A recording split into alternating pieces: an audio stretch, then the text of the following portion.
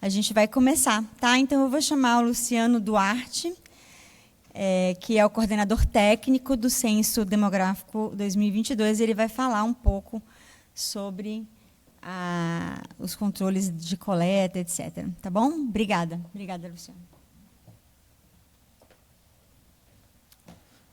Boa tarde a todos. Primeiro, dizer que é um prazer grande estar aqui para poder compartilhar com vocês experiências e o quanto que a gente trabalhou nesse censo para a realização dessa grande operação.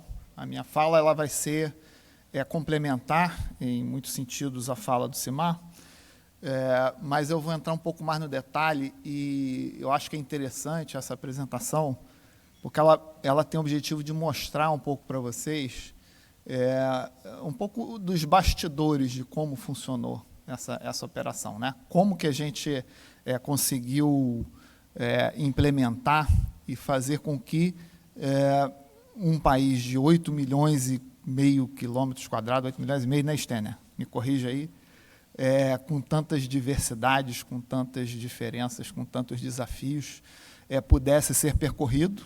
É claro que excedeu em muito a nossa expectativa de fazer em 3 meses, a gente levou 10 meses para alcançar esse objetivo, mas a gente conseguiu, né? A despeito dos grandes desafios, né, que é inerente de uma operação como essa, uma operação é uma operação de guerra, a gente costuma dizer isso, né, por sua magnitude e também por sua complexidade, né, porque a gente faz um censo com tecnologia, com DMC, mas é um censo feito por pessoas para contar pessoas, né? Então, é sempre muito desafiador, né? Os desafios sempre excedem a nossa expectativa. Então, vou falar um pouco para vocês como a gente planejou essa grande operação, né? E aí, sendo também repetitivo na fala do Simar, falar da importância, não só da grandiosidade, mas da importância dessa operação. Durante a pandemia, eu me perdi as contas de vezes que eu vi prefeitos irem para a mídia para reclamar que eu não estou conseguindo dimensionar corretamente a quantidade de vacinas na minha cidade, porque eu não sei qual é a população da minha cidade, né? A gente está afastado 12 anos dessa operação. A gente contava de ter feito, no meio da década, uma contagem de população para poder calibrar e poder dimensionar isso de forma mais adequada, para que as políticas públicas possam ser feitas, né? E o total de população, que é só um dos produtos do censo, mas é claro que é o mais importante de todos, né? Eu diria que até é uma informação civilizatória, né? É um dado muito básico, muito primário, e ele é extremamente necessário para a condução do país, dos estados, dos municípios. Qualquer ente federado, qualquer subdivisão administrativa do país precisa de saber essa informação para dimensionar, para distribuir seus recursos, né? Então, além disso, né, o censo não é só isso, né? Eu poderia ficar falando aqui o resto da tarde para falar de vocês quais são os usos do censo, mas saber o total, contar o total da população de uma cidade em um determinado momento do censo é a principal função dessa grande operação, né? E, para isso, a gente tem que planejar e fazer a coisa da melhor forma possível, seguindo princípios, né? Seguindo regras, seguindo, como o Simar falou aqui, recomendações internacionais, né? Regras de seguir boas práticas, inclusive olhando a experiência internacional, né? E foi isso que a gente buscou fazer desde o início do planejamento da operação, lá em 2016. Tá? E, desde então, a gente tem feito vários testes, a gente tem ido a campo em várias situações, em várias ocasiões, de forma diferente, testando várias dimensões da operação para conseguir chegar e colocar em campo esse grande projeto. Então, vou falar para vocês um pouco, né, e aí cortei muita coisa que o Simar adiantou bastante, acho que ele foi bem detalhado em alguns pontos, mas aí eu vou chamar a atenção para algumas coisas que ele não detalhou tanto. E aí a primeira coisa que eu vou falar para vocês é um pouco do como é definido um questionário sem querer entrar no nível de detalhe de toda a construção desse escopo, mas falar para vocês que a gente chegou ali, aquela mandala ali, ela está representando, está pequena, mas ela representa ali todos os temas que o censo abordou e as perguntas, de forma bem resumida, tá? E para chegar naquilo ali foi uma grande trajetória. A gente começou desde lá, quando acabou o censo de 2010, a gente já começou a fazer um documento que se chama Metodologia, Volume Metodológico do Censo, e depois a gente fez um outro documento chamado Lições Aprendidas. Então, o primeiro trabalho para 2020 foi olhar as lições aprendidas de 2010 e, desde então, a gente planejou fazer a contagem em 2015, mas por conta de orçamento a gente não conseguiu fazer. E a partir daquele momento, 2016, a gente já começou a fazer teste. E desde então, a gente foi até 2020, tivemos adiamento por conta de pandemia, tivemos a questão do orçamento, mas a gente não parou de trabalhar em momento algum. Inclusive, o Simacho que comentou, naquela apresentação que ele fez aqui, ele mostrou um teste que a gente fez em 2020, em plena pandemia.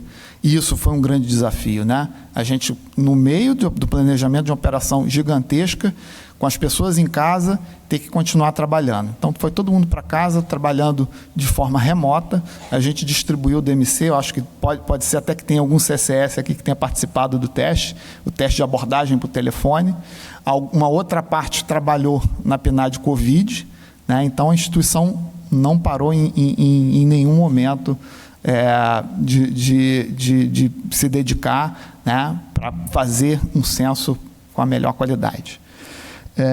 E aí, para chegar nesse escopo aqui, acho que o Simar também comentou, né, a gente não faz o censo sozinho. Tá? A gente precisa de ajuda, a gente precisa de parcerias, e o próprio projeto, na sua concepção, ele já prevê a participação de agentes externos na construção, não só do questionário, mas de toda a metodologia do processo. Então, o censo está ali no meio, aqui, né? O IBGE está aqui com as suas instâncias internas, coordenações e comissões internas, né, que deliberam a respeito não só do questionário, mas de toda a metodologia da operação. E a gente tem aqui atores externos, né? Então, a gente tem aqui, por exemplo, os usuários do censo, dentre os quais muitos estão aqui. E aí eu até já faço um agradecimento àqueles que participaram da consulta pública, quando a gente fez em 2018, pela primeira vez, uma consulta aberta, né? Então, a gente não tinha ali só usuários, a gente tinha também o público em geral. Tá? Foi uma consulta que não tinha restrição, qualquer pessoa podia entrar lá. E aí, o que a gente fez? A gente disponibilizou o questionário de 2010 e as pessoas, em cima daquele questionário, sugeriam: olha, acho que essa pergunta não está legal, eu acho que deveria perguntar tal coisa, eu acho que deveria, quando for divulgar, acho que vocês deveriam colocar o CIDRA de uma forma mais amigável, ou vocês têm que fazer mais mapa. Então, teve de tudo ali naquela consulta. E foi muito interessante. A gente teve bastante insight, né, para produzir não só o questionário, mas repensar toda a operação. E a gente tem uma instância aqui que trabalha ativamente, desde o início também do projeto, que é a Comissão Consultiva. É um colegiado formado por 14 pessoas com notório saber em estatística, demografia, geografia, economia e áreas afetas ao censo demográfico. São pessoas que constantemente nos assessoram e nos dão ali a sua opinião a respeito de tudo que está sendo deliberado em relação ao censo. Acho que... E aí o produto é esse aqui, né? Questionário com esses temas aqui, aí naquela mandala não dá para ver, mas aqui está tudo detalhado, o Simar já mencionou, não vou entrar no detalhe. Um questionário básico, questionário que é aplicado em aproximadamente 89% dos domicílios, e um questionário ampliado com 77 perguntas, aplicado em aproximadamente 11%. Tá? Isso é a média nacional, e o questionário básico, ele durou, né? Em torno de 5 minutos, e o questionário da amostra, mesmo que ele tendo 77 perguntas, em média durou 16 minutos. Tá? Então, isso só para pontuar uma questão que foi levantada aqui de manhã, sobre o tamanho do questionário, sobre corte de pergunta. Isso aqui é uma métrica que a gente teve o tempo todo controlada durante todos os testes, né? O tempo de resposta dos questionários é importantíssimo, porque ele vai me dizer, ele vai refletir depois também numa taxa de não resposta, a taxa de recusa, que eu depois vou falar um pouquinho para vocês, tá? E aí esse questionário ampliado, eu falei para vocês que ele a média nacional é 11%, mas dependendo do tamanho do município, esse questionário é aplicado com maior frequência. Então, município pequeno, a gente tem um exemplo lá em Minas, Serra da Saudade, é um município que tem 800 habitantes. A metade do município responde o questionário da amostra, porque eu preciso de ter mais amostra para representar uma população pequena. Enquanto aqui em Salvador, eu preciso somente de aplicar um questionário a cada 20 para poder representar não só o município, mas os pedaços do município, né, que a gente chama, depois a gente vai dividir isso em pequenas partes, que em algumas situações obedece à divisão administrativa do município, né, e a gente chama isso de área de ponderação. Então, para Salvador, mesmo pegando um questionário a cada 20, a gente consegue representar esse questionário de amostra, ele consegue representar estatisticamente, de forma precisa, pedaços da cidade de Salvador. Aí, se eu não me engano, aí, mais de 20 pedaços de Salvador vão poder ser representados com essa amostra. Bom, e aí falar um pouco para vocês do funcionamento, né? Como que os recenseadores trabalhavam em campo para conseguir as informações e como que quais as alternativas possíveis de resposta as pessoas tinham para responder esse questionário. E aí eu comentei para vocês que a gente fez esse teste de abordagem por telefone em 2020. A gente fez exatamente porque a gente percebeu na pandemia que havia mais um dificultador, né? E que a gente, mesmo terminando a pandemia, a gente poderia ter uma maior resistência, a gente poderia ter mais desafios para abordar os domicílios e conseguir as entrevistas, a gente pensou em uma outra modalidade. Em 2010, a gente já tinha aplicado essa modalidade presencial, que é aplicada tradicionalmente em todos os censos, né? E a gente inovou. Pela primeira vez, fizemos um censo digital em 2010. E aí a gente pensou em uma outra alternativa, né, que é oferecer a oportunidade das pessoas fazerem também por telefone, né? Então, esse teste que a gente fez lá remotamente, né, permitiu que a gente desenvolvesse, fizesse ali algumas avaliações de qualidade de preenchimento, inclusive dos questionários, e chegamos a uma nova modalidade, que é a modalidade por telefone. No final das contas, essas duas modalidades, elas representam um percentual muito pequeno de resposta, né, porque a modalidade internet, em geral, os países usam numa etapa prévia. Canadá, Estados Unidos, Portugal, aí não me lembro outros, mas eles fazem uma etapa de onda, que é anterior à etapa presencial, e aí tem Canadá, por exemplo, se eu não me engano, chegou a 60% nesse censo de auto-preenchimento, né? Mas é um país que tem uma cultura de auto-preenchimento lá de longa data, né? A gente não implementou essa forma, né? A gente até testou lá no censo experimental em Poços de Caldas, mas não funcionou de forma adequada, a gente teve que manter a coleta da internet paralela com a coleta presencial, que acabou trazendo um percentual muito pequeno. Os recenseadores, quando iam oferecer, quando abordavam um morador, ele sempre priorizava, né, a coleta presencial, né?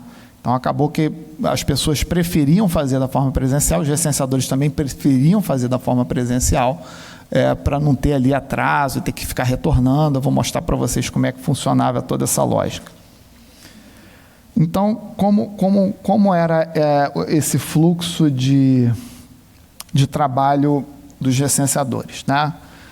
Durante o treinamento, a gente praticamente adestrava o recenseador a fazer um trabalho usando uma lógica de trabalho, uma lógica de procedimento, que praticamente garantia que ele não deixasse nenhum domicílio de fora, né?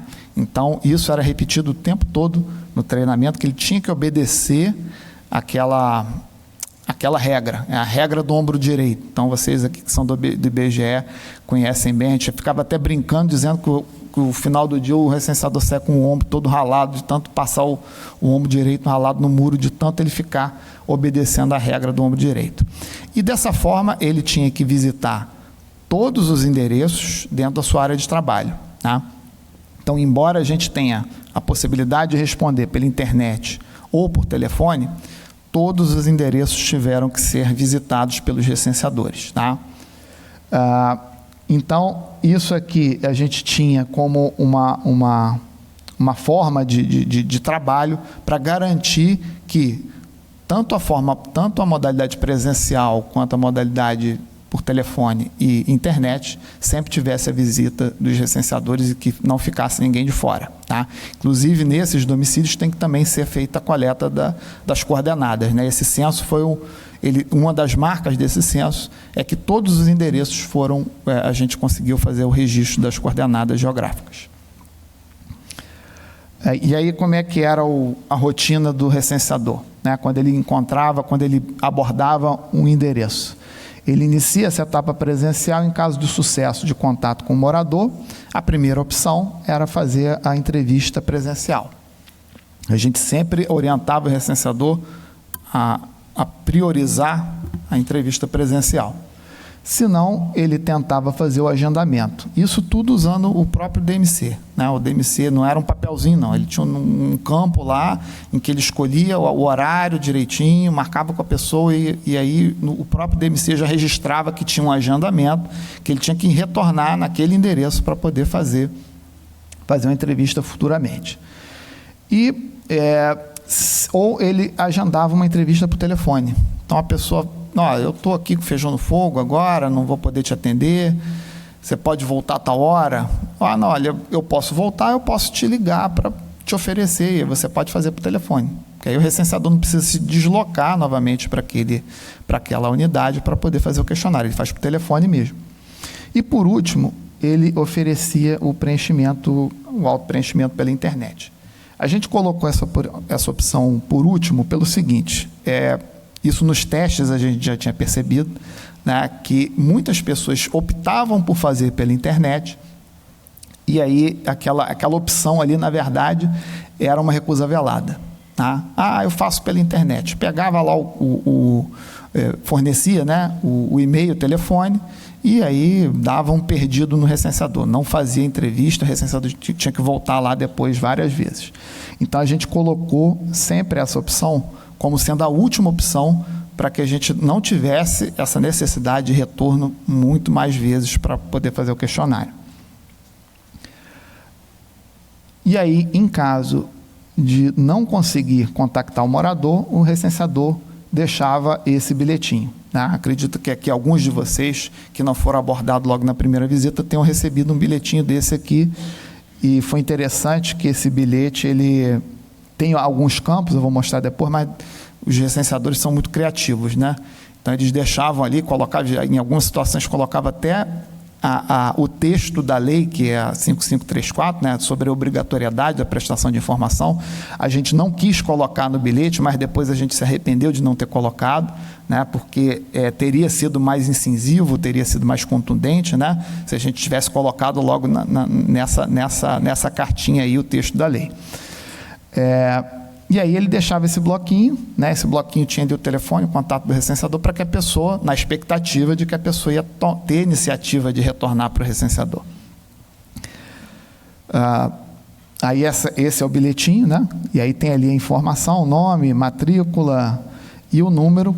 Ele poderia fazer até o contato pelo WhatsApp, falar com o recenseador.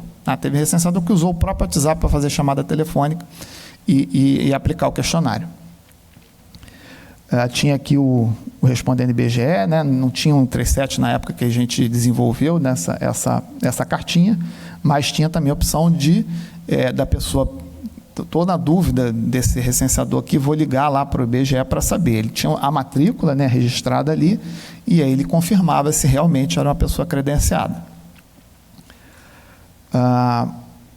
E aí, em caso o recenseador fosse contactado pelo morador, né? Primeira opção, né, a pessoa pegou o bilhetinho e é dessas pessoas conscientes que querem exercer sua cidadania, ligou para o recenseador para fazer o questionário. Então, a primeira opção era tentar realizar a entrevista por telefone. Naquele momento ali, o recenseador recebeu o contato, aí a gente deu essa orientação, teve contato com o morador, tenta logo fazer o questionário. Não fica tentando fazer agendamento, não, tenta fazer logo o questionário naquele momento ali, porque o contato é a parte mais importante de uma abordagem. Então, no contato, tenta fazer a entrevista por telefone, se não, tenta agendar. Eu liguei para o recenseador, mas agora eu não estou com tempo para fazer. Ou eu não sei algumas informações de algum morador, eu quero fazer daqui, sei lá, daqui meia hora. Aí o recenseador agenda lá e retorna uma ligação futura. Ou, naquele momento ali, ele tenta todas as formas convencionais, aí não conseguiu, e falou, você pode fazer pela internet. Se você quiser, eu cadastro aqui o seu e-mail, você me passa aqui o telefone mesmo, cadastra seu telefone, e aí depois você faz. Na maioria desses casos, são pessoas que entraram em contato com o recenseador, então são pessoas que estão predispostas a prestar informação. Então, nesses casos, não em todos, a gente teve uma maior resposta por parte das pessoas que se prontificaram, mas não foi regra geral. E aí, a gente tinha na retaguarda, porque o recenseador vai e entrega lá o e-ticket, entrega não, ele cadastra o e-mail da pessoa e o telefone, a pessoa recebe, só que a pessoa em algumas situações tem dúvida ali, não consegue entrar, o token não funciona, ou cadastra o e-mail errado, e aí tinha na retaguarda aqui uma equipe, que é o Centro de Apoio ao Censo, que tinha essas funções aqui. Depois eu falo dessa primeira aqui. Então, primeira, essa aqui é o auxílio conceitual operacional, a pessoa está com dúvida, não estou conseguindo, emperrou aqui o questionário, e aí essa equipe tirava ali as dúvidas e ajudava a pessoa, auxiliava, ou até complementava as informações do questionário de forma assistida ali com a pessoa. Ou em algumas situações, eu vou falar daqui a pouco, essa equipe, ela ficava ligando várias vezes para a pessoa para poder insistir, porque quando a pessoa se prontifica a preencher um questionário, ela tem um tempo, e aí, em algumas situações, o informante que pensa que vai se livrar do recenseador quando diz que vai fazer pela internet, eu vou falar que eu vou fazer pela internet, que eu estou livre desse negócio, ninguém vai me perturbar mais. Só que não, Então, a gente elaborou toda uma sistemática de trabalho, e a gente adestrou o recenseador a fazer o trabalho na ordem correta e ia ser chato. O recenseador que fez um bom trabalho nesse censo, ele tinha que ser insistente. O recenseador que desiste logo de cara não conseguiu sucesso, não conseguiu, em muitas situações, terminar a sua área de trabalho, que é o seu setor censitário. E aí tinha essa atribuição também de fazer a conferência de credenciamento do recenseador. Esse trabalho aqui, o Disque Censo, foi implementado já esse ano, isso não tinha sido desenvolvido, então aquele 137 lá que o Semar comentou, ele não estava previsto, mas a gente, como eu comentei com vocês, a gente teve desafios enormes nesse censo, e à medida que a gente foi medindo, e transpondo esses desafios, e os outros eram cada vez maiores, a gente teve que adaptar, a gente teve que mudar, a gente teve que ser criativo e teve que desenvolver alternativas para conseguir garantir a realização do censo e não deixar ninguém de fora. Então, o Disque Censo foi uma iniciativa. Uma pessoa, eu não fui recenseado, ligava lá para o Disque Censo, essa equipe aqui anotava o endereço da pessoa, nome, e aí abria um chamado, aí vinha aqui para o André, do André ia lá para a agência, ia para o posto de coleta, dizendo, você tem que voltar lá no domicílio tal, porque tem uma pessoa com nome tal, naquele endereço, que está dizendo que não foi recenseada. Na maioria dos casos, a gente identificava que as pessoas tinham, sim, sido recenseadas, acho que quase 80%. Eu não fui recenseado. Você tem certeza? Já falou com a sua esposa? Já falou com o seu filho? Não, realmente eu fui recenseado. Mas aqueles que não tinham realmente sido feito, caía aqui, em todos os postos de coleta para os recenseadores retornarem lá e fazer a entrevista. E assim, eu estou detalhando muito isso porque o objetivo é mostrar para vocês que a gente pode não ter pensado em tudo, e a gente pode ter falhado, de alguma forma, na metodologia ou nessa sistemática de abordagem, que poderia ter sido melhor, mas a gente pensou em quase todas as possibilidades. Tá? Então, de fato, quem disse que não foi recenseado, e algumas situações a gente percebeu isso claramente, né, são pessoas que realmente não queriam ter sido recenseadas. A gente teve aqui nessa central de atendimento relatos, né, de agentes que disseram o seguinte: Luciano, teve uma pessoa que ligou para cá dizendo que não foi recenseada, a gente anotou, né, as informações, pegamos ali, entregamos para ele o protocolo, né? Esse protocolo era para certificar de que a pessoa tinha entrado em contato com o IBGE, né, para ser recenseado. E aí a gente volta na casa da pessoa 1, 2, 3, 4 vezes e a pessoa não quer responder. E aí teve uma situação que a gente foi curiosa, a gente fez questão de entrar em contato, e aí ligamos, né? A própria central ligou: não, porque o recenseador está indo na sua casa, você não está indo, você não está recebendo. Aí ele falou: não, eu agora já liguei para o IBGE, já peguei o protocolo, então estou garantido que não vou ser multado. Então, assim, é uma percepção, né? E isso não foi um caso, né? Isso foi um caso que a gente pegou, mas a gente teve muitos casos de pessoas que realmente, de forma explícita, não queriam prestar a informação, né? E isso acabou sendo um dos maiores desafios, né? A gente fechou o censo, o Semar falou em torno de 95%, a gente fechou o censo com 4,3% de não resposta. Esses 4,3% de não resposta não estão espalhados de forma uniforme no Brasil todo.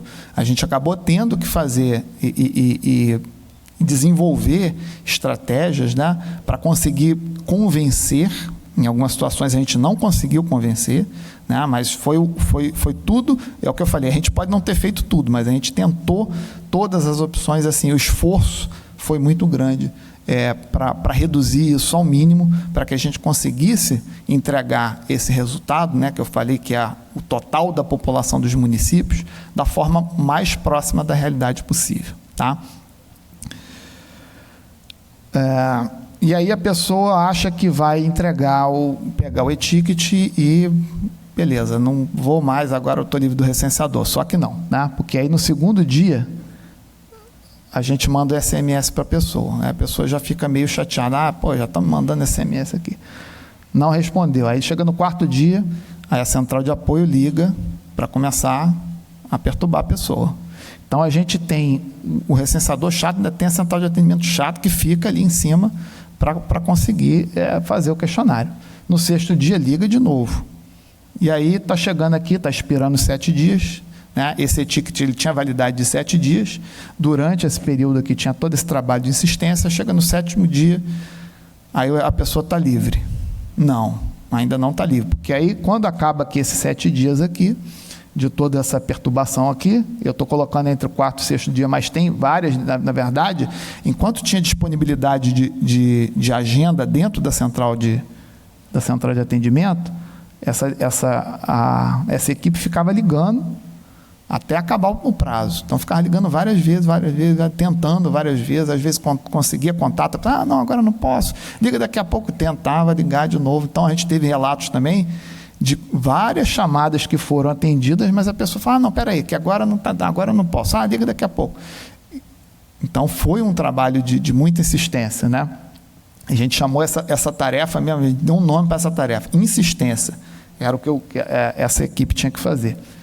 E aí chegava o 7º dia, a pessoa não está livre ainda, porque aí isso volta lá para o DMC do recenseador, e isso tudo era controlado de forma automática, né? No momento que o recenseador cadastrava o questionário, como sendo para ser feito pela internet, ficava uma nuvenzinha lá do lado daquele endereço, e aquela nuvenzinha ficava durante 7 dias ali, o recenseador só consultando, vendo se a nuvenzinha ia sumir. Quando ela sumia, ou aparecia um símbolo de OK, de que a pessoa tinha preenchido, ou aparecia uma pendência. Aí a pendência significava que o recenseador tinha que voltar lá. Tá? Então o recenseador voltava lá novamente: seu fulano, o senhor falou que ia fazer pela internet, mas aí não deu para fazer, né? Será que a gente pode fazer presencial? Tá? E isso não era só uma vez, tá? Em algumas situações a gente viu até no teste aqui que foi feito em Amaralina, né?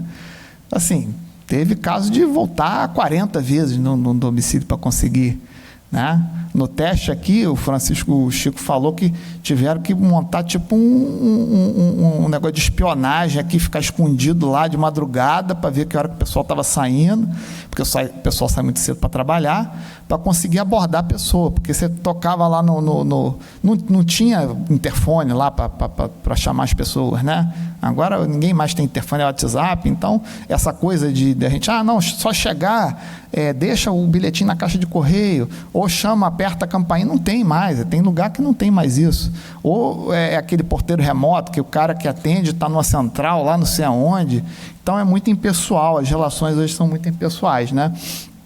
Então a gente encontrou muito esses desafios nessa operação.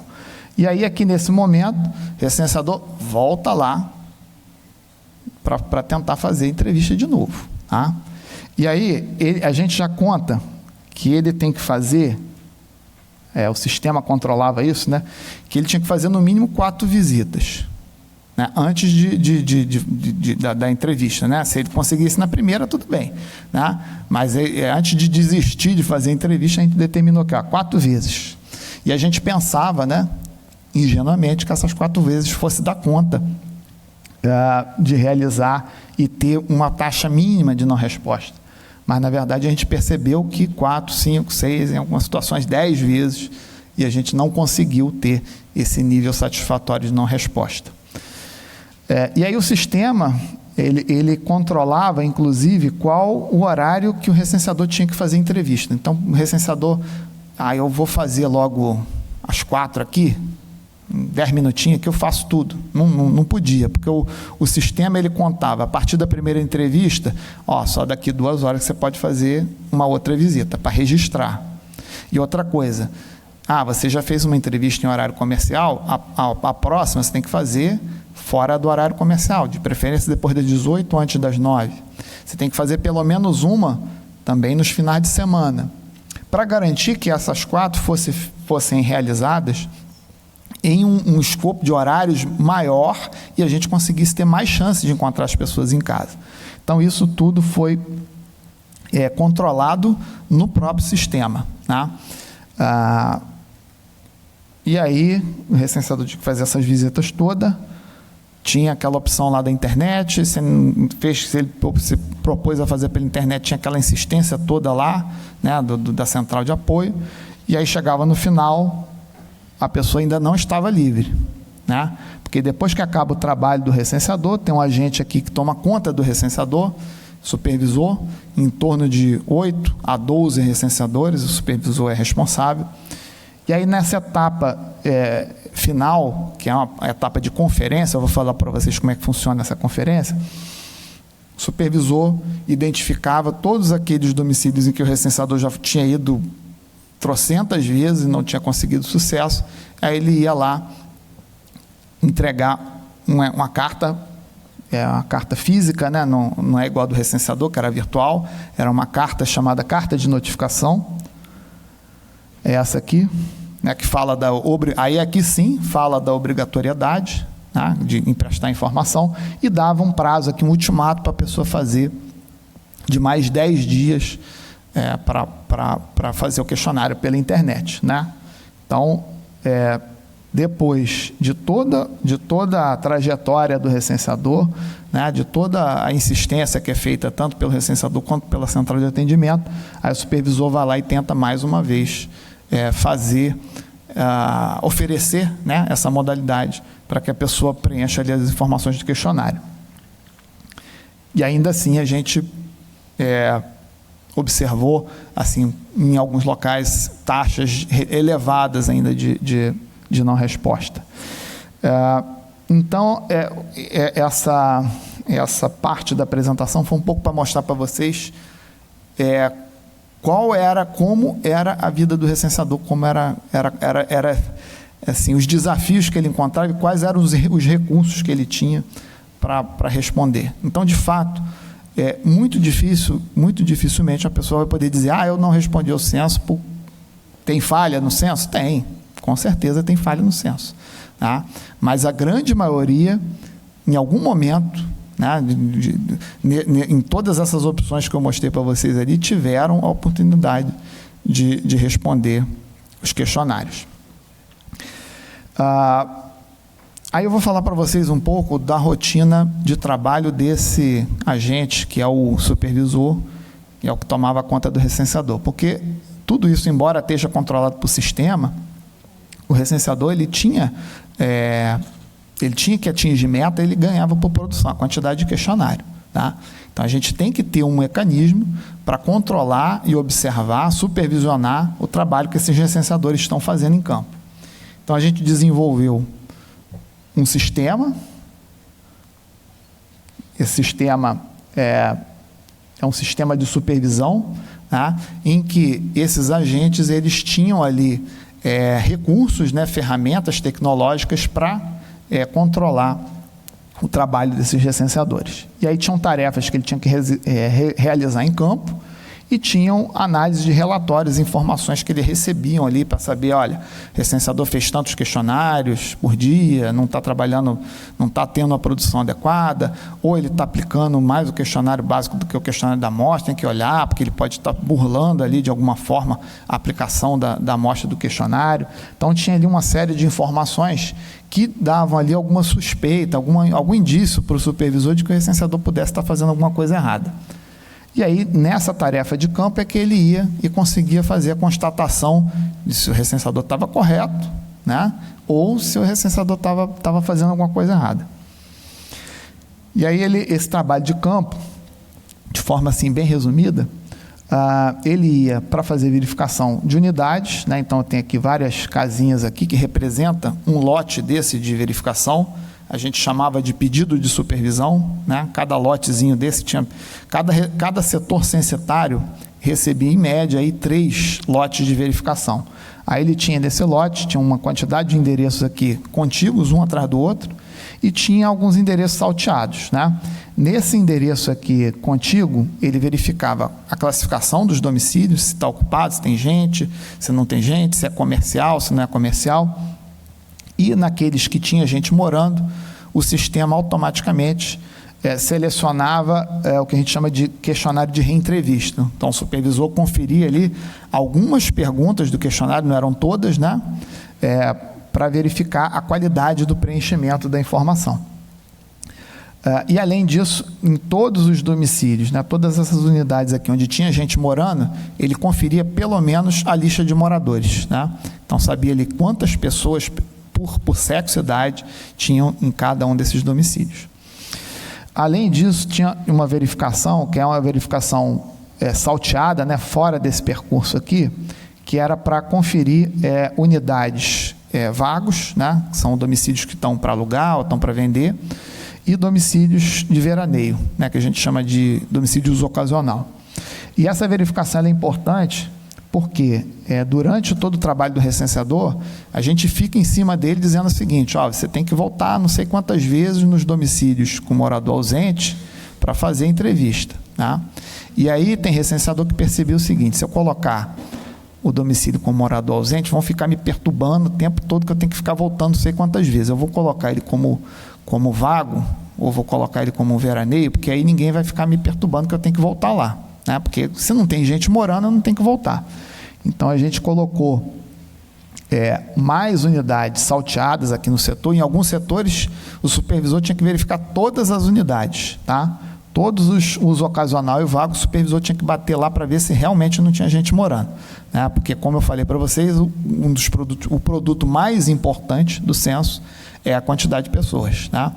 E se essa classificação aqui é feita errada, ela compromete a quantidade de setores naquele setor e, consequentemente, naquele município. Então, essa era a rotina do supervisor, né? Eles brincavam que eles tinham um DMC também, era um DMC diferente, era um tablet, né? Um pouquinho maior do que o DMC do recenseador, e eles brincavam que era a lâmpada do gênio, porque tinha direito a 3 pedidos, né? E ficava feliz porque em algumas situações só vinha 2 pedidos ou um pedido, dependendo do tamanho do setor. E a gente observou que esse trabalho, né, isso foi mensurado durante as provas, né, os testes que a gente fez, ela ficou adequada à carga de trabalho do supervisor, né? Nesse censo, a gente observou, o Simar comentou aqui, né, o caso lá de Mato Grosso, e a gente teve no Brasil todo, né, aqui menos, né, a carência, o problema da carência de pessoal, né? E aí isso acarretou, em alguma medida, esse déficit, né, de recenseadores. Não aconteceu a mesma coisa com supervisores. A gente conseguiu, na maioria desses locais, a gente conseguiu atender, não tudo, né, mas chegou muito perto daquilo que a gente tinha dimensionado. Então, acabou que essa carga de trabalho, né, porque você olha aqui, caramba, o supervisor tem que ficar olhando relatório, tem que ficar atrás do recenseador o tempo todo, e foi dimensionado dessa forma mesmo, que o supervisor não ficasse lá no posto de coleta o tempo todo lá, né, ele tinha que estar no campo, fazendo a verificação do trabalho do recenseador, né, fazendo ali, ele tinha que estar na cola do recenseador para garantir que o recenseador, se tivesse alguma dúvida, né, e se tivesse que fazer alguma correção, ele já estava ali, né? Esse primeiro pedido aqui, por exemplo, era feito com 50 unidades que o recenseador tinha feito já de produção. Então, ele já ia fazendo a verificação e ia corrigindo em tempo real ali o trabalho do recenseador. E aí a gente percebeu que a carga de trabalho, ela ficou adequada ao que a gente dimensionou de supervisor. Ou seja, se a gente tivesse tido todos os recenseadores, talvez a gente tivesse errado um pouco a mão na carga de trabalho do supervisor, né? Então, já é uma lição aprendida que para o censo 2030 ou contagem 2025, a gente vai ter que calibrar melhor essa quantidade de supervisores para garantir a qualidade de trabalho dos recenseadores. Aí eu vou falar um pouco dos outros sistemas, né? Eu falei desse sistema aqui, que é o sistema de supervisão. Tinha um outro sistema, que é o sistema de gerenciamento, né? O sistema do posto de coleta, que ele recebia os relatórios. E aí eu vou falar de outros sistemas, que aí são sistemas que foram desenvolvidos mais para as coordenações e para a gestão estratégica da operação. Então, esse sistema aqui é o sistema de plano de análise do censo demográfico. Ele foi desenvolvido com o objetivo de atender as unidades estaduais e a unidade central, fornecendo informações com base, né, nos bancos de dados lá do censo. E aí, um diferencial desse sistema é que, como o censo no Brasil ele acontece em um tempo alongado, né, não era para ter sido tão alongado, é claro, né, era para ter acontecido em 3 meses, diferente de países que fazem censo num dia, né, a gente tem a oportunidade de corrigir o rumo durante a operação, né? Então, esse sistema, um dos diferenciais dele é que ele dava a oportunidade dos coordenadores olhar o padrão dos indicadores. A gente tinha vários indicadores lá para controlar, né? Então, um deles era esse indicador de percentual de domicílios vagos, percentual de domicílios de uso ocasional, percentual de domicílios sem resposta, né? Então, uma coisa que a gente percebeu, e muitos coordenadores usavam a ferramenta para fazer essa análise. Olha, eu estou vendo aqui que diminuiu a não resposta aqui, esse posto de coleta, pô, legal. Aí tá, mas aí vamos olhar lá como é que está a curva do uso ocasional e do vago. Aí, às vezes, estava caindo a não resposta, mas estava aumentando o vago e o uso ocasional, né? E o que a gente queria era que tivesse diminuindo a não resposta e aumentando a quantidade de questionário, não a quantidade de vagos ocasional, né? Então, era interessante que, em algumas situações, pela tendência, né, desses indicadores, você conseguia observar que estava tendo alguma ação inadequada ali e conseguia fazer uma ação imediata e corrigir aquele comportamento ali. Esse sistema é o dashboard. Esse foi um sistema mais voltado para a análise central, apesar de ter sido amplamente utilizado pela rede de coleta.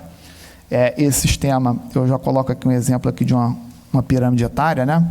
Então, além daqueles indicadores, esse sistema aqui permitia que a gente, no dia 2 de agosto, o censo começou dia 1º, no dia 2 de agosto a gente já conseguia construir uma pirâmide etária da população que tinha sido coletada. Ou seja, eu já tinha vários cruzamentos, várias tabelas, né? A gente até em um momento a gente pensou em usar esse sistema aqui para fazer divulgação de resultado, mas ele não tem capacidade, né, para atender muitos usuários. Mas ele permitiu, durante toda a operação, né, inclusive na segunda semana de coleta, a equipe que cuida, a gente tem equipes específicas para cada tema do questionário, né, interna lá nas coordenações centrais do IBGE. E aí teve um fim de semana que aí um dos especialistas me ligou e falou: Luciano, tem alguma coisa errada aqui na escolaridade, estou vendo que tem alguma coisa estranha. E aí a gente verificou que realmente, né, começamos a analisar ali usando esse dashboard, e aí na segunda-feira a gente já estava com uma implementação de alteração no questionário para corrigir a captação daquela pergunta, né? Então foi um sistema, assim, isso nunca tinha sido feito, né, no censo, né? E é claro que a gente se aproveitou da tecnologia e a possibilidade de estar com as informações sendo transmitidas ali em tempo real para ter um sistema de análise, identificação de problema e já corrigir imediatamente, né? Então, na segunda-feira, a gente identificou isso no sábado, na segunda-feira a gente já tinha feito a correção no questionário, né? E aí, a partir daquele momento ali, as informações passaram a ser captadas da forma correta. E aquelas que tinham sido captadas com problema anteriormente, a gente selecionou todos os questionários, mandamos lá para aquela central de apoio ao censo, e as pessoas começaram, os agentes começaram a ligar para tentar corrigir. Uma parte não foi possível corrigir, mas grande parte do que já tinha sido respondido nessas 2 semanas foi corrigido com o apoio dessa central de apoio ao censo. E aqui eu não vou dar spoiler para vocês, vou falar rapidamente. Foi um dos sistemas mais utilizados aqui pela rede de coleta. É o sistema que garantiu assim, um nível de cobertura adequado para a operação censitária, né? Então, aqui eu estou comparando os pontinhos do censo, esses pontinhos em amarelo, com os pontinhos, aí eu acho que alguém falou de registro administrativo na parte da manhã. A gente não usou registro administrativo para incorporar ou para integrar as bases de dados do censo. Tudo que a gente vai divulgar é dado do censo, tá? Mas os registros administrativos estão aqui por trás, tá? Então, esses aqui são os pontinhos da concessionária de energia, né? E aí a gente vê um buraco aqui, ó, tem ponto coletado aqui pela concessionária e não tem ponto coletado do IBGE. Está faltando, tem alguma coisa errada aí, tem que ser esclarecido isso, né? Ele até falou aqui do exemplo lá do município Três Lagoas, né? Acho que Três Lagoas, que tinha visto um buraco aqui, e aí depois a gente viu que era uma área que realmente não tinha ninguém morando, né? Então, esse caso aqui, eu não lembro o que foi, se estava lá no meio da coleta, mas provavelmente foi uma área que ficou não coberta e que depois, né, o recenseador teve que ir lá, identificou, teve que ir lá para fazer a coleta naquela área ali, tá? Então, esse foi um sistema que, e aí só avançando um pouco na fala do Stener, né, é um sistema que não foi pensado para o censo, ele não fez parte do projeto, tá? Mas a gente visualizou, né, a potencialidade do uso. Estou dando só um exemplo, né, do dado da ANEEL, mas a gente... os próprios, as informações do CAGED, informações de outras fontes de dados, informações do DataSUS, lá, do SIM, do SINASC, todas essas bases que a gente tem acesso, CadÚnico, foram utilizadas para fazer o balizamento da operação e de forma que a gente conseguisse ter ali algum indicativo, ó, pode estar faltando gente aqui, ó, pode estar faltando domicílio ali, né? E interessante também é que essas fontes, elas foram utilizadas também para fazer o mapeamento prévio da operação, né? Então, as áreas indígenas e quilombolas foram mapeadas muito com auxílio dessas fontes de registro administrativo. Então, acho que era isso. Não vou entrar aqui, porque eu já vou ser repetitivo com o que o Semar passou para vocês. Mas aí reforçar o seguinte: a gente teve, de fato, o maior desafio nosso foi a não resposta, né? A gente terminou ainda com essas taxas, a gente fechou com 7, 4,3 e 1 ponto, alguma coisa de recusa, né? E aí, quando a gente pega essas informações, né, compara com censos anteriores, a gente observa que realmente aumentou muito, tá? E a gente viveu nesse censo situações que não estavam dentro do script, né?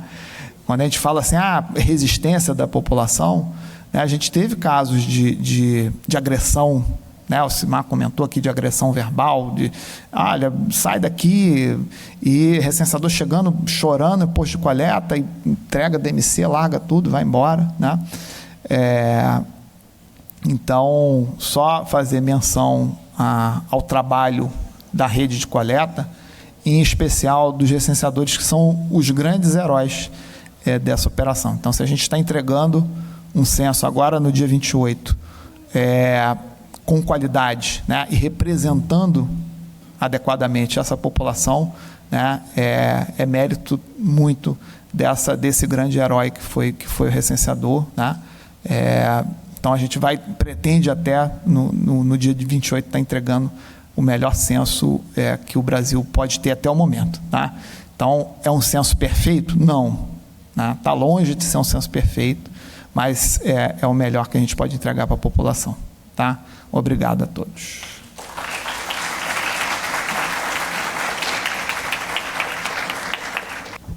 Perguntas, gente?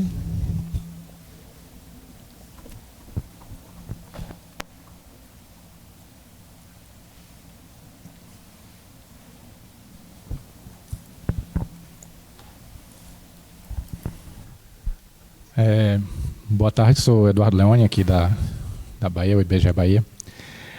Muito interessante a apresentação, eu participei bastante do censo 2010, 2023 eu não estava aqui, estava cedido.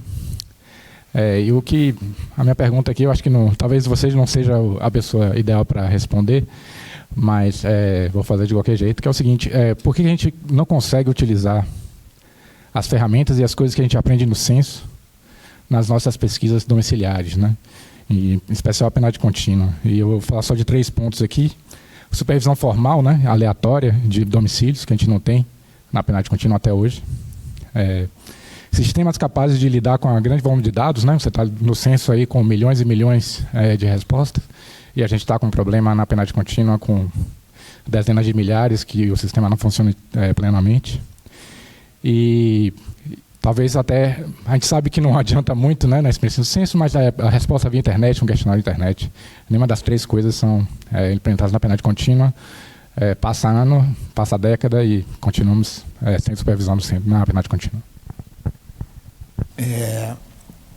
Assim, acho que o censo ele tem um fator assim, de catalisador, né, para o IBGE, e que provavelmente vai ter algum legado para os demais produtos, né?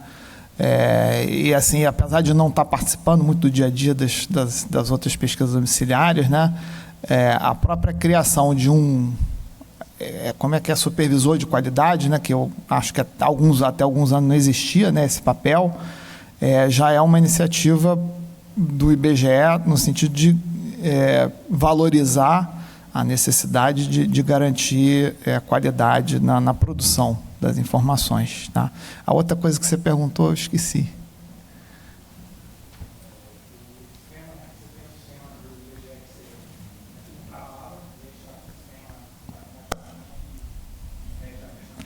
Mas o nosso sistema deu umas travadas também, de vez em quando. Hoje a gente estava penando ali para botar o PGI para funcionar.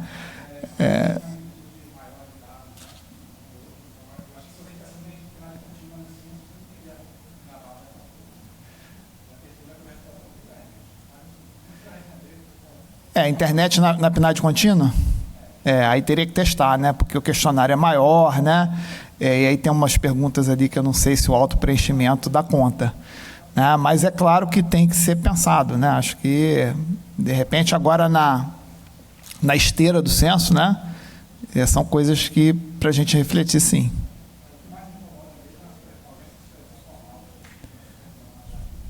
Eu acho que isso aí com o tempo vai acabar acontecendo.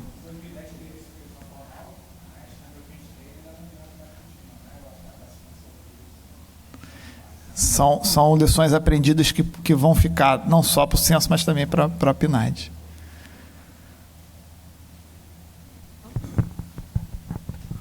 Boa tarde, Luciano. Denilson Lima, da SEI. Uma pergunta sobre essa questão do questionário.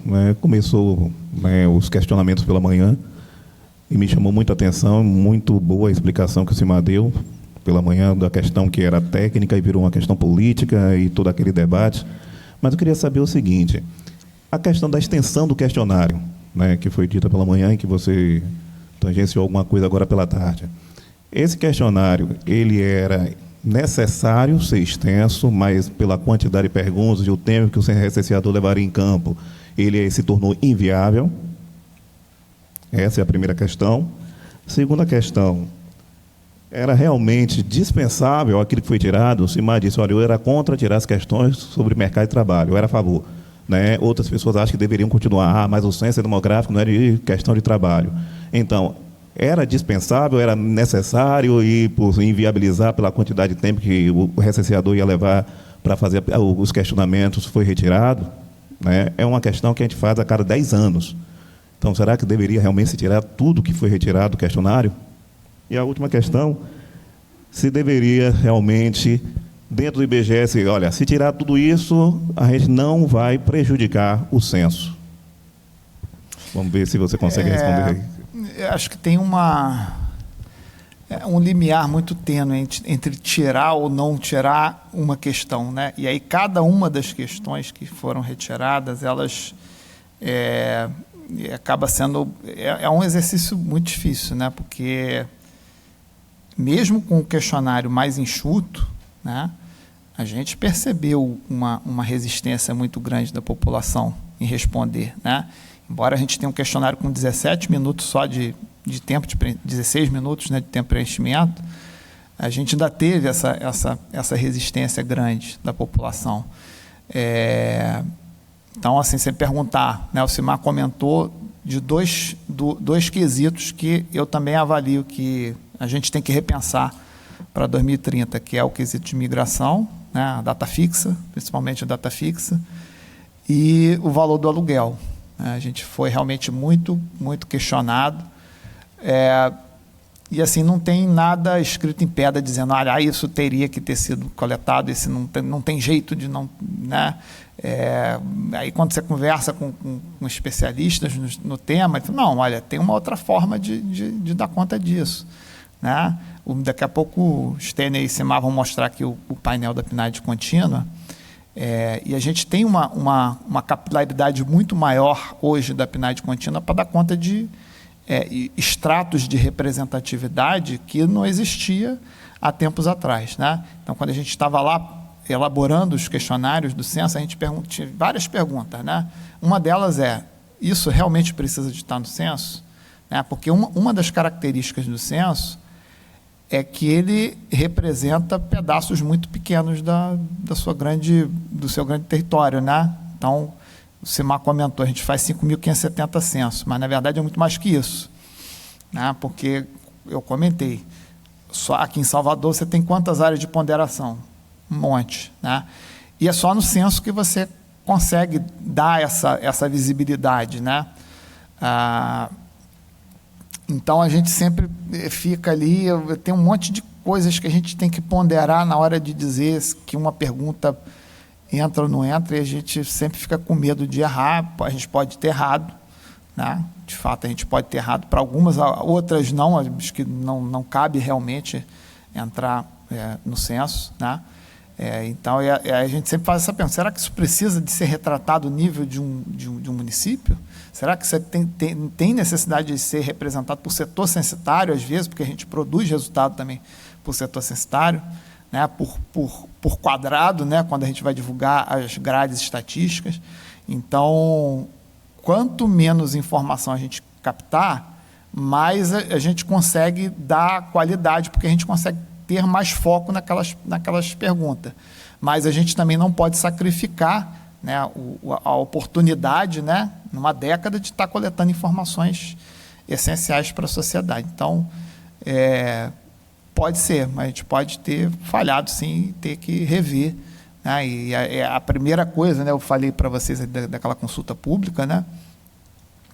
Acho que a primeira coisa é sair com uma versão de questionário, uma versão básica, uma versão inicial, né?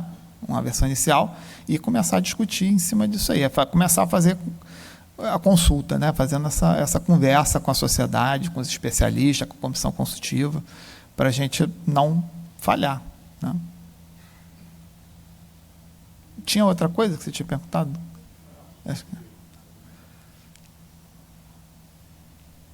Bom, boa tarde. Eu me chamo Felipe, né? Sou de representante de Salvador 3, onde abrange a maior parte aglomerado subnormal, né? Daqui da Bahia, certo? Os principais desafios, estou vendo essa placa aqui que está aqui, né? Principais desafios, tivemos diversos desafios, né? Estou um pouco nervoso, mas vamos lá. Eu também estou. A questão que você falou em relação à supervisão, poxa, bacana, espero que seja implantado a questão de divisão de quantidade de supervisores, né? Porque isso ia facilitar tanto o nosso trabalho como CCS, né? E a qualidade do censo, né? Outra coisa também que a gente teve dificuldade assim, desde o início, né? Que é a questão do treinamento em si. Eu não falo a questão dos instrutores, e sim da questão do treinamento ser bem longo, né, e bastante maçante. Assim, tudo que estava no treinamento, eu sei que serviu, a gente utilizou, né, no nosso trabalho, mas eu acho que deveria ser um pouco reduzido. Até mesmo na parte de DMC, que eu achei que o treinamento em si, né, foi muito pouco, até para poder o pessoal ter o macete, porque tivemos pessoas até boas, mas não tinham manejo, né, de estar mexendo no aparelho, né. A questão também que chama muita atenção, que nós CCS tivemos que fazer, é a parte de divulgação, né, do censo. A divulgação, tá, né, em jornais, televisões, na própria comunidade. A gente teve também, no posto de coleta também, eu e meus colegas, a gente trabalhou muito nosso posto de coleta foi em escolas, né, municipais, e escolas assim que, dentro de, como posso dizer, de comunidades mesmo assim, que é de risco, precários, que a gente poderia até fazer esse trabalho, né, em si, com o pessoal. A gente, como CCS, estava o tempo todo dentro da escola, dentro do esporte, e fazer esse trabalho de divulgação, entendeu? Até para facilitar a gente de entrar nessas comunidades. Eu não falo em relação à polícia, não, pelo amor de Deus, que até dificulta o nosso trabalho, não estou falando isso, mas sim uma divulgação mesmo mais profunda, né? Antes mesmo de começar o censo, entendeu? Perfeito. Isso, começar pela divulgação, né? A gente já tinha essa percepção antes da operação de que era insuficiente, né? A gente teve recursos insuficientes para investir numa propaganda adequada, né? Então, de fato, acho que quando a gente tiver a primeira versão de documento de lições aprendidas do censo, acho que vai encabeçar essa coisa da divulgação, tá? Acho que não tem como a gente pensar numa próxima operação da forma como a gente investiu em divulgação nesse censo.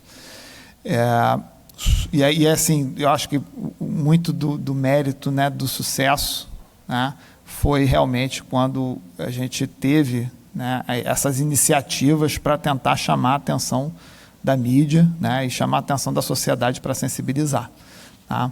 Sobre supervisor, acho que isso também, né, acho que, né, eu já mencionei aqui que a gente vai ter que repensar, e a gente já está fazendo contas já, né, pensando se tiver uma contagem de 2025, a gente já está fazendo isso de forma mais adequada. E aí outro ponto que você falou foi agora eu esqueci. Treinamento. O treinamento, inclusive a gente participou na semana retrasada, eu, o Stener e o Semar, de uma oficina lá na unidade, na Superintendência do Pará, para discutir os pontos, né? Era um seminário chamado Lições Aprendidas do Censo 2022, né? E esse foi um dos pontos que mais o pessoal bateu, foi no treinamento. Eu assisti o treinamento, 100% treinamento. Teve hora que eu ficava cansado, porque é muita coisa, é muito conteúdo, é um manual, muita coisa para ler, muito papel. De fato, a gente vai ter que repensar, tá? Então, mas assim, o que vocês estão perguntando, eu estou sempre sendo sincero de que a gente tem que mexer em muita coisa, tá? Então, acho que agora é momento, né? E aí acho que as unidades estão todas antenadas nisso, né? A gente agora está começando a divulgar e é momento da gente sentar e falar, olha, o que deu, o que não foi legal, documentar isso e já começar a trabalhar no planejamento de 2025, em cima dessas experiências e desses ajustes de parafuso que tem que ser feitos.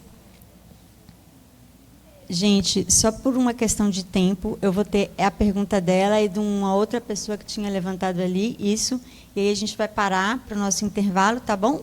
Para a gente voltar para as outras apresentações, porque tem muita coisa interessante ainda, né? Boa tarde a todos, boa tarde, Luciano. Eu sou Ildete Costa, atual presidente do Conselho Regional de Estatística aqui do Nordeste, e eu queria te fazer uma pergunta bem simples. Existe uma amplitude muito grande no fator de pesquisa entre as classes sociais, qual é aqui, assim, que é a mais acessível?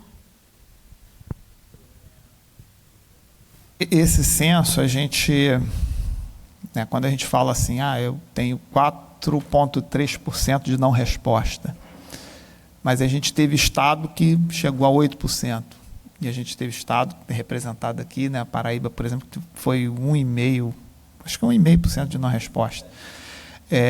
Então, você fala, São Paulo, né, que teve 8% de não resposta, você não tem 8% de rico, né? Então, não está só no rico. Apesar de dentro desses 8%, a classe que a gente teve mais dificuldade foi, com certeza, a classe de mais alto rendimento, né? Então, nessa campanha que a gente fez, Condomínio no Mapa, o que a gente escolheu lá no Rio, 30% dos domicílios se recusaram a prestar informação, né? Então, nesses locais é onde estava a recusa muito, muito, muito concentrada, né?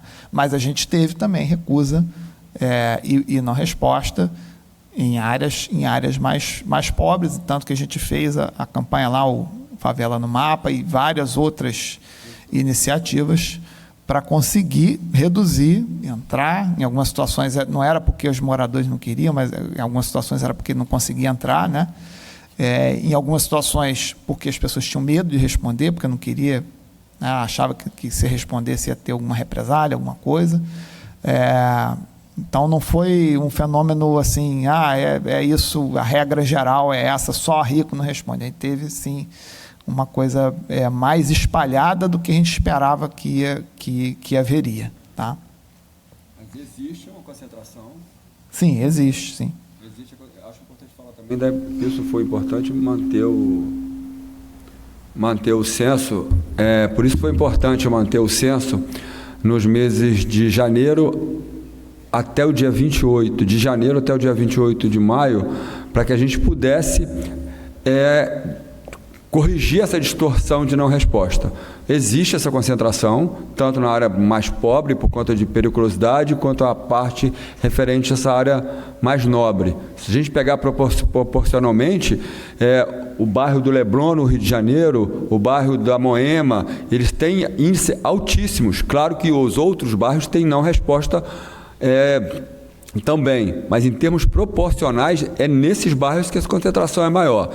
E as favelas, pelo que eu já mencionei aqui hoje. Por isso foi fundamental que ficassem, foram 15 ou 16 milhões, eu não lembro bem, de pessoas que a gente colocou para dentro do censo, né?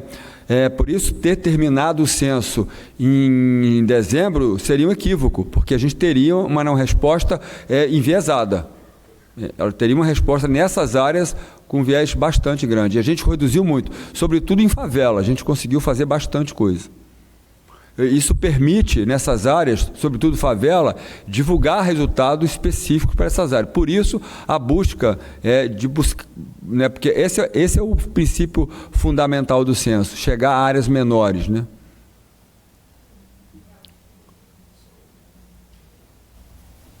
Agora tá? Pronto.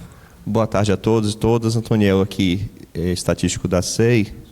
E eu queria, antes de tudo, parabenizar, né? Acho que é um trabalho hercúleo, forte. E, obviamente, a gente percebe os avanços tecnológicos do processo. A saber, por exemplo, ano 2000, quando inicia a questão dos tablets, ou talvez eu esteja equivocado, mas os tablets eles começam a ser em 2000. 2010, mesmo com os tablets, e em 2020, 22 nesse caso, já o traçado com o GPS, a gente já tem informação em tempo real, no caso dos acompanhamentos, eu achei isso brilhante. Aí, diante das restrições orçamentárias, obviamente a gente tem restrições de divulgação, entre outras questões que acabam intercorrendo no resultado final. E aí vem a pergunta em cima desse contexto, né? Qual é a perspectiva, quais as perspectivas que vocês veem como futuro para o censo 25, a contagem 25 e a contagem 2030, sob a ótica da temática tecnológica? A gente está percebendo hoje as tecnologias avançando, trazendo, por exemplo, o GovBR nas estruturas, trazendo a questão do CAD único, a estrutura do SIM, do SINASC, como você falou, os registros administrativos. Que potencialidades vocês veem para o censo 2030, sob esse aprendizado hoje? Uma coisa que aumentou bastante nesse censo, eu diria que é uma das diferenças do censo 2010 em relação ao censo de agora, que foi o uso intenso de informações que aí não são só as informações do questionário, tá? Então, acho que o Simar ou o Steiner vão mostrar ali, por exemplo, o trajeto do recenseador, né? A gente tinha praticamente ali um Big Brother para controlar a vida do recenseador, sabia que hora que ele tinha saído de casa, tem recenseador que ia dar a volta no campo, correr antes de fazer o trabalho. A gente olhava lá e via, cara, o cara vai correr primeiro, a gente dava para contar quantas voltas ele deu no campo, saber que hora ele tinha acabado de fazer a corrida dele, que hora ele tinha começado a fazer os questionários, que hora que ele terminava, né? Tem o caso aqui do que ele citou da recenseadora que sumiu, né? E a gente conseguiu identificar lá, olhando lá as coordenadas e tempo. Então, assim, isso foi explorado, mas é uma coisa que a gente tem que avançar muito, né? Em usar e abusar de paradados, né? É o que a gente chama de paradados. São grandes bases de dados com informações, com logs lá dos DMCs, para fazer bom uso disso. A gente usou bastante, mas eu acho que a gente, sei lá, não usou 30% da potencialidade dessas informações. Então, isso é uma coisa que a gente vai ter que avançar, e acredito que com 5G e outras coisas, né, a capacidade de armazenamento e processamento, isso vai fazer com que a gente, né, chegue na próxima operação aí com muito mais ferramentas. Aquele material que depois vai ficar disponível aqui, a apresentação, tanto minha quanto a do Cláudio, do Luciano, você vai ver lá que tem informações sobre o World Data Forum. Ali no World Data Forum já existe uma parte já preconizando o que está vindo por aí. Eu acho que essa coisa de misturar muito registro administrativo com dentro da operação vai ser a coisa que mais vai aumentar, né? Acho que um pouco na apresentação do Cláudio, o Cláudio vai falar um pouco disso também. Pessoal, acho importante também ouvir um pouquinho o Roberto Beato, que é o superintendente estadual lá da Paraíba, rapidamente sobre o censo que ele fez lá. Por isso, ele vai falar rapidamente para vocês, tá? Obrigado, Simar, obrigado pelo convite, né? É uma honra estar aqui na Bahia para poder falar um pouquinho da nossa experiência lá. É uma situação um pouquinho difícil, né? O que eu posso falar na Paraíba que foi feito de diferente nos demais estados, né? A verdade é que a gente fez no Brasil o melhor censo de todos os tempos, o melhor censo da história. E duvido, né? Eu já falei isso em algumas reuniões, duvido que algum país do mundo consiga fazer um censo tão bem feito, com as características que o Brasil tem, né? Um país continental, tamanho continental, com todas as dificuldades enfrentadas aí, uma população às vezes resistente a responder. Isso não é só no Brasil, mas é um fenômeno mundial. Como a gente conseguiu ir em todos os domicílios do país, né? Que eu teria para falar aqui de diferente que os demais colegas não tenham feito? Na verdade, todas as superintendências dos estados fizeram um trabalho espetacular. A Bahia aqui deu um show, né? O André aqui com a equipe dele aqui deu um show, com todas as dificuldades, né? Porque cada estado tem as suas dificuldades, né? As suas dificuldades próprias. Então, diante das dificuldades enfrentadas, eu acho que cada superintendência aí conseguiu superar e conseguiu fazer um trabalho excelente. A gente conseguiu o menor índice de não resposta do país, né? A gente conseguiu 1,7. Então, realmente, a participação da nossa população lá foi emocionante. Claro que a operação censitária ela tem um padrão, né? Ela tem que seguir um padrão em todos os estados, né? Então, não dá para um estado ou outro ficar inventando muita coisa. A gente tem que ter criatividade para superar alguns obstáculos. Mas a operação é padronizada, ela tem que ser feita da mesma forma por todos, né? O que talvez a gente tenha feito e que funcionou muito bem, talvez com maior ênfase e com mais tempo, com maior antecedência, um dos fatores é justamente essa interação com as autoridades públicas, né? Que vocês fizeram aqui muito bem também, né? Só ver o relacionamento que o IBGE tem com a CEI aqui, isso já é uma demonstração clara que como a Bahia vem fazendo isso muito bem também. Lá na Paraíba a gente vem trabalhando isso desde o censo 2010, né? Já antes até da minha gestão, e a gente foi aperfeiçoando isso com o passar do tempo. Então eu classificaria lá que o censo lá obteve tão bons resultados por 3 fatores, né? Esse envolvimento, né? Esse envolvimento das autoridades públicas que a gente buscou, né? Que a gente conquistou isso com o passar do tempo, que foi alavancada lá pela elaboração da Lei 11.259, que é uma lei que vocês estão trabalhando aqui também, de consolidação e modernização dos limites municipais.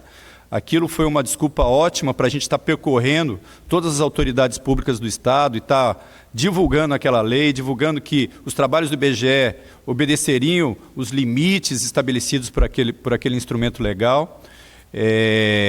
Então, você viu, era uma desculpa para a gente estar lá no presidente do Tribunal de Justiça, presidente do TRE, presidente do... Então, todas as autoridades públicas foram visitadas, o governador do Estado, todas as prefeituras, coisas que vocês fizeram aqui também, mas a gente vinha fazendo isso já, talvez com uma antecedência maior, não é? Acho que o outro fator de sucesso que a gente teve lá foi a implantação de uma sala de situação, que foi uma espécie de o comitê de fechamento que vocês fizeram, que o IBGE fez lá no Rio, a gente fez desde o começo do censo, né? Então, a gente tinha um monitoramento remoto e a gente apoiava os coordenadores de área com equipes lá na sede, monitorando o trabalho e verificando as possíveis omissões já com antecedência. Então, o recenseador, o supervisor, não fechava o setor se não passasse por essa supervisão nossa lá na sede, né? Então, foi um trabalho de monitoramento que a gente... Foi uma sala de situação lá, com monitores e tal, que a gente foi acompanhando desde o início dos trabalhos. A conquista, né, da participação da imprensa também foi importantíssimo, todos nós aqui, né, mas lá também a gente conseguiu que a imprensa desse um apoio irrestrito desde o início da operação, o que favoreceu muito a divulgação, né, porque a gente estava permanentemente na mídia. Mas também os aprendizados, né? Eu digo que os testes que foram feitos, foi brilhante, eu parabenizo aqui a direção da casa, porque aquele teste que os estados fizeram foram brilhantes para a gente detectar naquele momento os possíveis problemas que a gente enfrentaria na operação do censo, e a gente teve problema. A gente pegou um município pequeno, lá, o município de Capim, que tinham 14 setores censitários, e ao final da operação a gente detectou uma face inteira sem coleta. Então, ainda bem que a gente fez o teste, porque aí durante o censo a gente viu por que a gente não poderia errar daquela forma, né? Um outro teste que serviu de referência para a gente foi o teste feito aqui em Salvador, né? E eu falava isso para a minha equipe o tempo todo lá. Olha, o teste que a gente fez foi um teste muito fraco. Quem fez teste mesmo foi Salvador. Porque Salvador pegou uma zona nobre, Salvador pegou uma zona de condomínios, e o censo vai ser isso. Desde o momento que vocês fizeram aquele teste aqui, eu o tempo todo eu usava vocês como exemplo aqui, o tempo todo. Eu falei, gente, eles pegaram o setor para fazer um teste, no setor de condomínio, setor de alta renda, Amaralina, Pegaram um setor lá e não conseguiram concluir no tempo que a gente se estabeleceu. Eles se arrependeram. Não, ainda bem que não. Ainda bem que vocês fizeram isso. Ainda bem. Porque aqui, o teste que vocês fizeram aqui mostrou que foi o censo. O censo foi isso. Moema, Leblon, e a gente tem setores nobres lá também. Aí aquilo chamou a atenção tão grande da gente que a gente virou uma neurose para a gente trabalhar administradora de condomínio, trabalhar síndico, trabalhar condomínio antes do censo começar. A gente percorreu todas as administradoras de condomínio, a gente comoveu lá, a gente já apelou as administradoras de condomínio para nos apoiar. Ela está pedindo lá para parar. Tá bom. Então, eu acho que foram isso, né? A gente trabalhou muito forte a questão da alta renda, os setores de baixa renda, na questão das favelas lá, a gente conseguiu, né? Conseguiu entrar. E eu acho que, de uma maneira bastante resumida, eu acho que foram esses os fatores que levaram a gente a ter... O empenho de vocês também, né? O empenho da equipe, a equipe é muito boa. Mas a gente vê que as equipes nos estados aí trabalharam bem, né? Obrigado, gente. Obrigado.